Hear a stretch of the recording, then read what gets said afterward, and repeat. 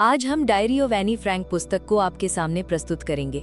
एक जूस लड़की की कहानी, कैसे वो हिटलर के वार की भेंट चढ़ गई। उसने अपनी सारी यादें और घटनाएं इसी डायरी में लिखी थी। आइए जानते हैं। एनी फ्रैंक की डायरी, भाग 1। रविवार 14 जून 1942। शुक्रवार 12 जून को मैं सुबह 6 बजे जाग गई और इसमें कोई आश्चर्य नहीं था क्योंकि वो मेरा जन्मदिन था।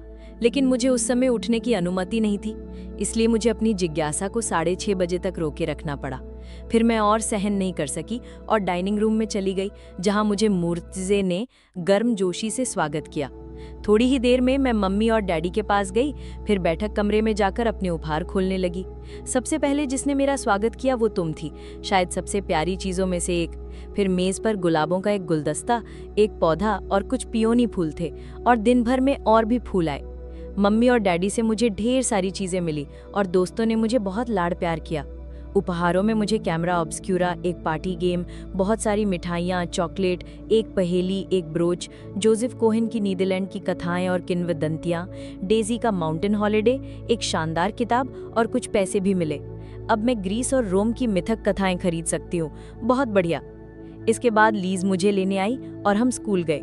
अवकाश के दौरान मैंने सभी को मीठे बिस्किट बांटे और फिर हमें अपनी कक्षाओं में वापस जाना पड़ा। अब मुझे रुकना होगा। बाय बाय, हम अच्छे दोस्त बनने वाले हैं। सोमवार 15 जून 1942। रविवार दोपहर को मेरा जन्मदिन मनाया गया। हमने एक फिल्म दिखाई, the light house keeper with Rin Tintin, जिसे मेरे स्कूल के दोस्तों ने खूब पसंद किया। हमने बहुत अच्छा समय बिताया। वहाँ बहुत सारी लड़कियाँ और लड़के आए थे। मम्मी हमेशा जानना चाहती हैं कि मैं किससे शादी करने वाली हूँ। उन्हें ज़रा भी अंदाज़ा नहीं है कि वो पीटर वेसल है। एक दिन मैंने बिना शर्माए या पलक झपकाए ये विचार उनके दिमाग से निकाल दिया। पिछले कई सालों से लीज गूसिन्स और साने हाउटमैन मेरी सबसे अच्छी दोस्तें थी। अब मैंने यहूदी सेकेंडरी स्कूल में जोपी डे वॉल से दोस्ती की है। हम ज़्यादातर साथ रहते हैं और अब वो मेरी सबसे अच्छी लड़की दोस्त है। लीज अब किसी और लड़की के साथ ज़्यादा मिलती है और साने एक अलग स्कूल जाती है जहां उसने नई दोस्तें बना ली हैं। शनिवार 20 जून 1942। मैंने कुछ दिनों से नहीं लिखा क्योंकि मैं पहले अपनी डायरी के बारे में सोच लेना चाहती थी। मेरे जैसे किसी के लिए डायरी रखना एक अजीब सा विचार है, जिस सिर्फ इसलिए नहीं क्योंकि मैंने पहले कभी ऐसा नहीं किया, बल्कि इसलिए भी क्योंकि मुझे लगता है कि ना तो मैं और ना ही कोई और एक 13 साल की स्कूल लड़की के मन की बातें पढ़ने में रुचि रखेगा। फिर भी इसका क्या मतलब, मैं लिखना चाहती हूँ, बल्कि इससे भी ज्यादा मैं वे सब बातें बाहर लाना चाहती हूँ जो मेरे दिल में बहुत गहराई में दबी हुई हैं। एक कहावत है कि कागज इंसान से ज्यादा सहनशील होता है। ये बात मेरे मन में उस दिन आई जब मैं कुछ उदास थी, ठुड्डी को हाथों पर टिकाए बैठी थी, इतनी सुस्त और बेजान कि ये भी तय नहीं कर पा रही थी कि बाहर जाऊं या घर पर ही रहूं। हाँ, इसमें कोई शक नहीं है कि कागज सहनशील है, और जो कि मैं इस मोटे कवर वाली नोटबुक, जिसका नाम मैंने डायरी रखा है, किसी को दिखाने का इरादा नहीं रखती जब तक मुझे कोई सच्चा दोस्त, लड़का या लड़की नहीं मिल जाता। शायद कोई इसकी परवाह भी नहीं करेगा। और अब मैं असल बात पर आती हूँ, मेरी डायरी शुरू करने की असली वजह ये कि मेरे पास कोई ऐसा सच्चा दोस्त है ही नहीं। मैं इसे और स्पष्ट रूप से कहना चाहती हूँ क्योंकि कोई भी ये यकीन नहीं करेगा कि एक 13 साल की लड़की खुद को दुनिया में अकेला महसूस करती है, जबकि ऐसा भी नहीं है। मेरे पास प्यारी माता पिता हैं और एक 16 साल की बहन। मैं लगभग 30 लोगों को जानती हूँ जिन्हें दोस्त कहा जा सकता है। मेरे पास ढेरों लड़के दोस्त हैं जो मेरी एक झलक देखने को बेताब रहते हैं, और जब वो नहीं देख पाते तो क्लास में शीशे से मुझे देखते हैं। मेरे पास रिश्तेदार हैं, चाचा चाची जो बहुत प्यारे हैं, एक अच्छा घर है। ऐसा नहीं है कि मुझे कुछ कमी है, लेकिन मेरे सभी दोस्तों के साथ बात सिर्फ मस्ती और मजाक की ही होती है, इससे ज्यादा कुछ नहीं। मैं कभी भी आम बातों से बाहर कुछ कहने की हिम्मत नहीं जुटा पाती। हमारे बीच कभी गहराई नहीं बन सकी, यही असली बात है। शायद मुझे आत्मविश्वास की कमी है, पर सच्चाई यही है और मैं इसके लिए कुछ कर नहीं पा रही हूँ। इसलिए ये डायरी, मैं अपनी कल्पना में उस दोस्त की तस्वीर और स्पष्ट बनाना चाहती हूँ जिसका मैं इतने लंबे समय से इंतजार कर रही हूँ। इसलिए मैं अपनी डायरी को ही अपना दोस्त बनाना चाहती हूँ और मैं इसे किटी कहूँगी। कोई नहीं समझ पाएगा कि मैं किससे बात कर रही हूँ अगर मैं सीधे किटी को लेटर लिखना शुरू कर दूँ। इसलिए थोड़ी अनिच्छा से मैं अपने जीवन की कहानी संक्षेप में बताने जा रही हूँ।